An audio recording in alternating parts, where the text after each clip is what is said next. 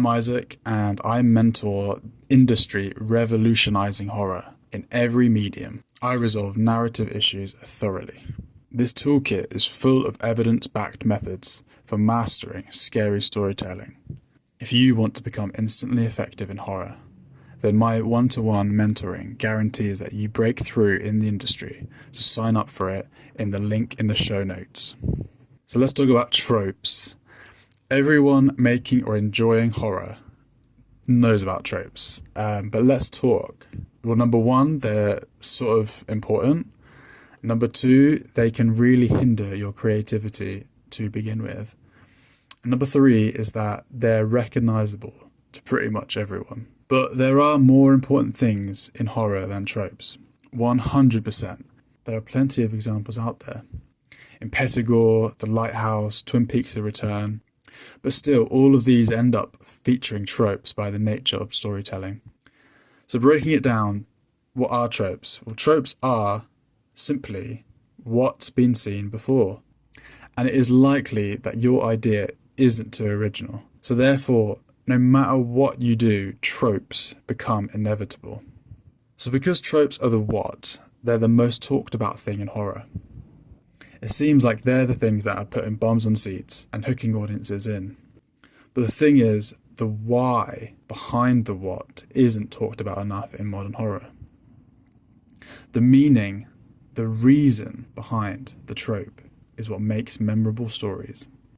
So tropes are the recurring narrative patterns, symbols, character types, and plot devices that become noticed. They end up being recurring because stories work by sharing the same language of the human experience. It means they need to be reinvented to still trigger fear, suspense, dread, and remain impactful. Tropes are really great at depicting societal fear by shaping audience expectations through the familiar storytelling formats. I mean, just think about it. If ideas aren't even original, I mean, most ideas come from other places, other inspirations. We're all just kind of stealing from what's worked before. Most people then go into making horror thinking, okay, well, if tropes are effective, let's just begin there. But this is the first mistake. This is a major mistake because tropes actually make you fit in. It's kind of like people trying to reverse engineer an iPhone. You don't start with the iPhone, you don't start with the trope because they make you fit in and they really don't help you stand out from the masses of media out there. So stop trying to be like everyone else. Tropes really bog interesting ideas down, and reinventing them takes so much effort. If you are ready to invest in riffing on tropes, then that's great. But just remember that audiences relate to stories for the emotional investment. They might show up for the slasher trope, the cool monster subversion, but behind the trope, if the emotional weight or meaning isn't there, then fans lose interest quick. This is terrible for the return on investment of ideas, IPs, and their longevity. So it's the main story idea that drives you through everything. Bringing together your idea with meaning and raw emotion instead of the what's, the tropes, the major events, the set pieces. Boiling it down to your idea, bringing your idea to the limelight. This is the game. So are you brave enough to play? What I'm not saying here is throw tropes in the bin. I'm saying don't rely on them to begin with. But there are a few instances where I encourage delving into tropes early. But this is for more mature and experienced horror creators who know exactly how to rile up existing fans. So let's begin with some evidence for moving beyond tropes. Mainstream spooky stories have their own shared language in horror.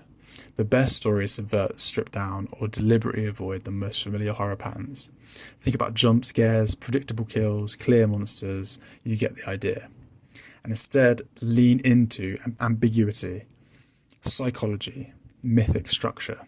Let's go through some beloved horror movies now. I'll cover books and games and other things in later posts, but these leave tropes behind for the real beef in the story stew. So number one, we have The Witch. This movie is mythic and doesn't rely on tropey fear mechanics. I believe it was filmed by Robert Eggers, set in New England, I think it was 2016. This movie rejects modern horror tropes, returns to a kind of pre-modern myth. The horror feels like it stems from belief rather than plot devices. Folk horror experts argue that stories like this work because of the realm's morality. The terror spills from the idea that the realm itself may be hostile, unknown, and bleak. This is a more intense form of horror storytelling, deriving from traditions where humans are the mercy of forces beyond comprehension. It's riffing on themes found in early European witch folklore. This is its motif, the why, the meaning behind the fear.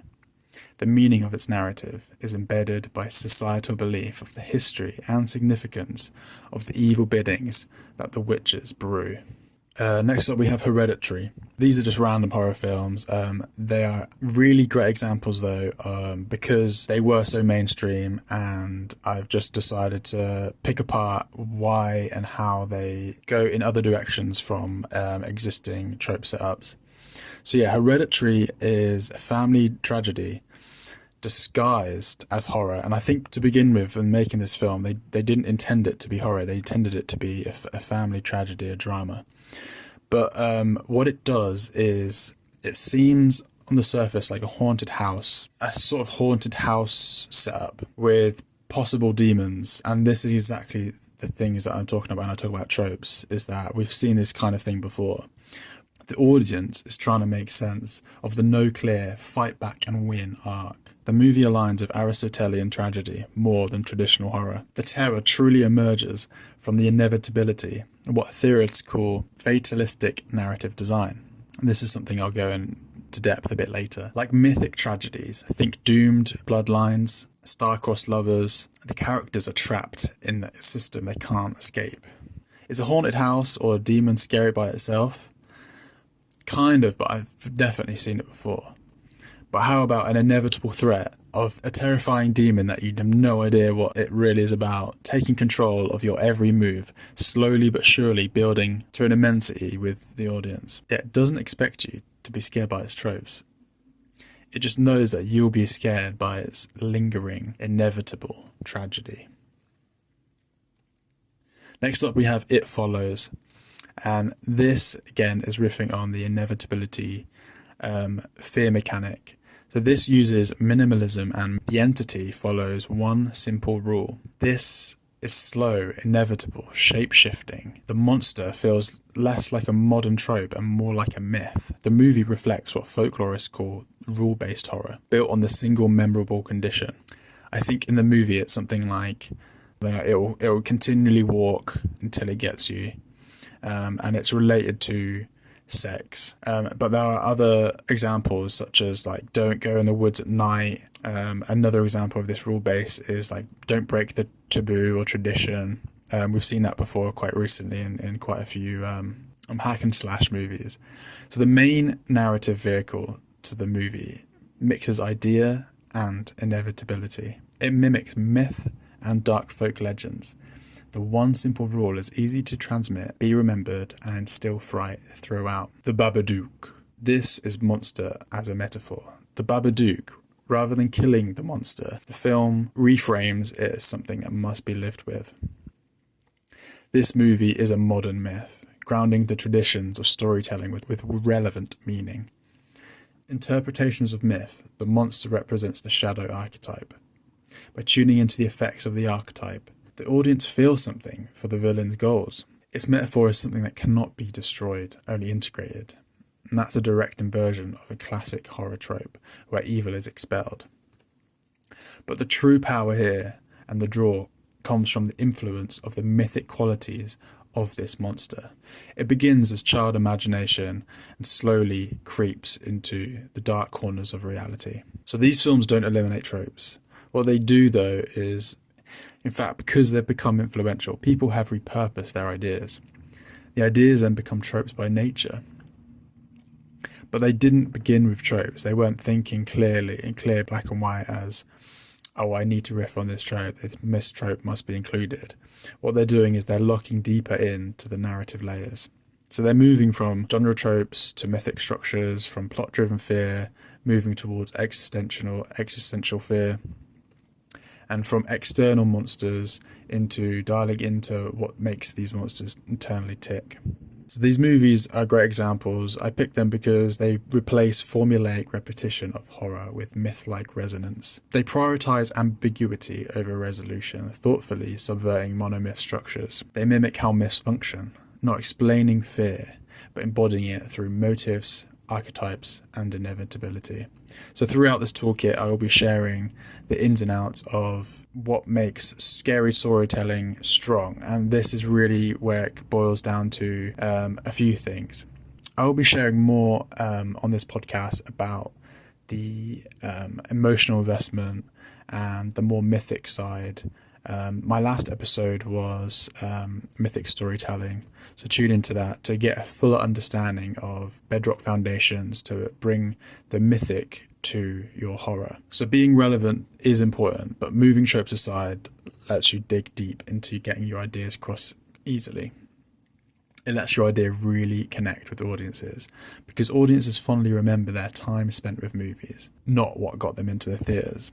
By bringing things like emotional resonance, inevitability, and mythic qualities, it really deepens the meaning regardless of your subject matter. So I want to here roughly touch on inevitability. So as we've explored in It Follows and Hereditary, the threat there is inevitable. Now, inevitability is one of the most effective tools to use in any terror in horror. Just relying on this is enough to make a compelling, scary story. To ramp up the sense of dread, the end must feel nigh. That means the inevitability must feel so dreadful that it feels like doom for the narrative realm. The realm doesn't need to be physical. It could be mental or emotional. Just tie it to the most important stake of your story, because then nothing feels safe. The best uses of this threat sets consistent conflict, making audiences beg for resolution, but also having a riot if the threat unleashes its raw power.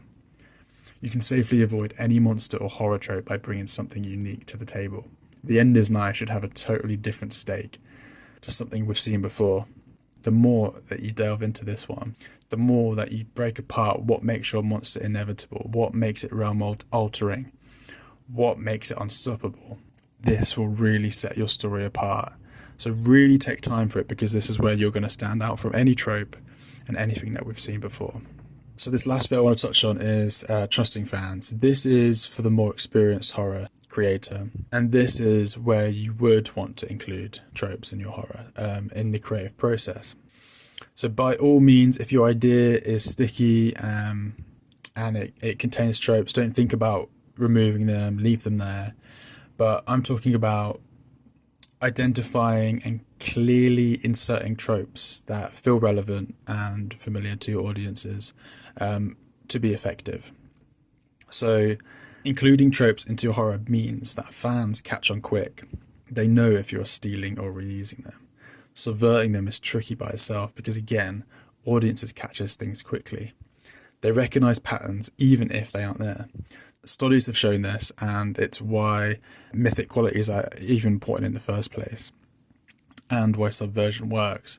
Instead of focusing on the trope, what I suggest you do is to dial into the things that fans love about the tropes in the subgenre. So really pulling apart what they love about this trope, what they're talking about, what they're riffing about, what they're laughing about, what they're scared about. By focusing on the things that they're talking about, you get to brew a more grounded and relatable take on these tropes. The thing is, you don't even need to give fans what they want. You could toy with them by referencing their take. You could make fun of them even. You can make fun of the trope. You could do whatever you want. That's where the subversion is fun, because you've truly listened to the fans. And if you're not trusting the fans, then you're not trusting horror, because these are the people that have been inspired, moved, and engaged with horror media the longest. They're the ones buying tickets, getting the tattoos, buying the books, buying the merch. If nothing else, the fans are the experts on what horror is really all about. So that's it for today. Stay tuned for more, and remember to share this podcast and follow me on Threads. Link in the show notes. Bye.